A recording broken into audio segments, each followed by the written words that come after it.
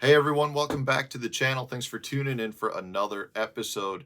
I got a really good video suggestion from a viewer the other day, and I thought I would not only respond to that suggestion, but I would expand on it and provide some other similar areas that fit the same category as the viewer's request that would help you catch more fish in this late winter, early spring, early pre-spawn period. So the viewer question had to do with floating docks and how they had heard somebody tell them they need to fish black floating docks in the winter and spring period. So I thought I would address that, but there's more than just that with respect to docks. There's some other pieces of structure that fit the exact same requirements. So we're going to talk about it. So with respect to the viewer question, floating docks with black floats. Well, it's not just a simple answer with respect to if it has black floats, it's going to be good. The reason a lot of people suggest to fish black floats has to do with the fact that the black grabs the sunlight, produces heat, and those black floats can be significantly warmer than some of the other floats that are out there. So a lot of times you see blue floats, sometimes there's like white styrofoam. There's other materials and other colors that do not grab the sunlight and warm up nearly as fast. So if you do happen to have black floats, a lot of times what the bass and other fish will do is they'll literally float right up to the black float and have like their back touching the float. They're just doing that to warm up. Fish are cold-blooded creatures. They like to feel warm.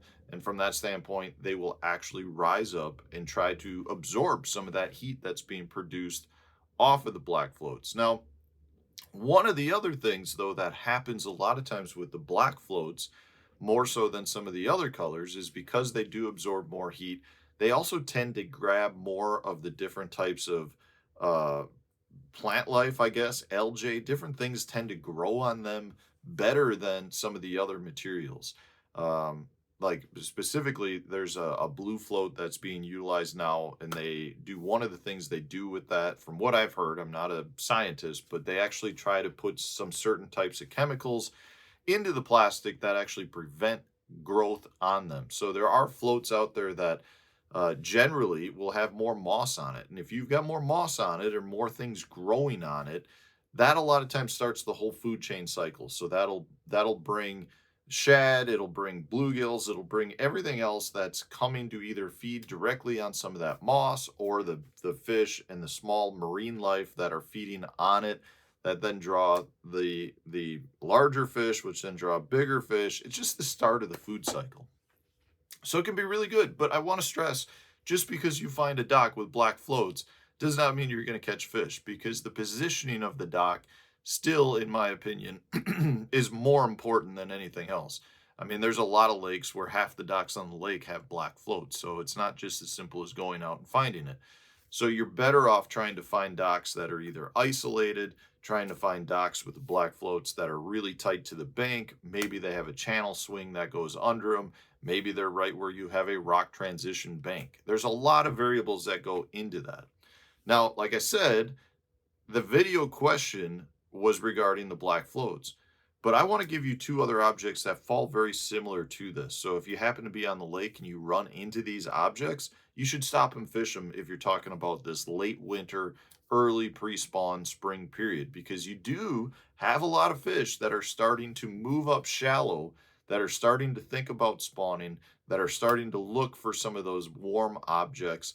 And they're just starting that whole process of moving shallow when there are a lot of fish that are in the spawning process. So I'm not talking about, they might be months away still from actually building a nest and spawning, but a lot of fish have the eggs that are developing in their belly. They're starting to move up. They're starting to warm their bellies for that reason, to grow the eggs.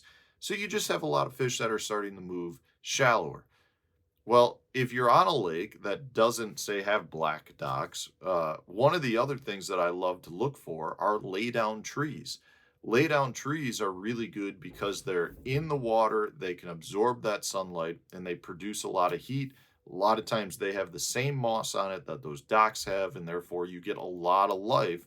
You have like your own little ecosystem around that laydown tree.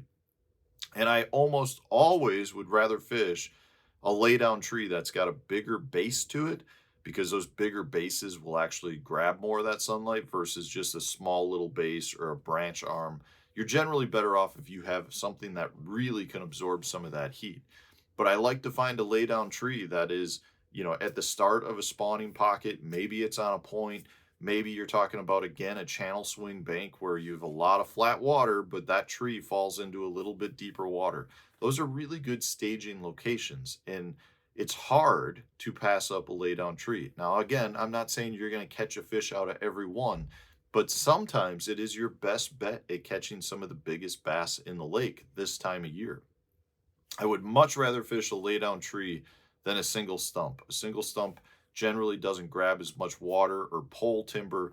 And I know with forward facing sonar, a lot of guys love fishing pole timber and standing timber. And yes, there's fish that are on that, but those fish are more relating to either the bait fish that are out there, or they're relating to more of a wintertime pattern where they just haven't moved yet towards the bank.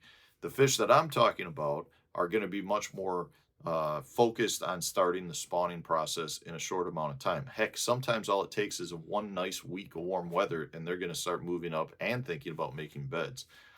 The third piece of cover then that I can't stress enough is an isolated large boulder.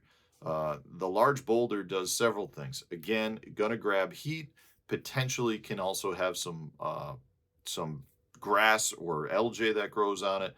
But more than anything, what it does is it gives the fish a home base that they can rotate around as the sun rotates. So a lot of times when you're talking about floating docks or lay down trees, there's only certain times of the day where the sunlight's going to be penetrating on that. If you have an isolated boulder that's off the bank a little bit, maybe it's out on a flat, you'll get full like 360-degree sunlight, which means that fish can stay relating to that boulder and just rotate either to stay in the warmth or to stay in the shade.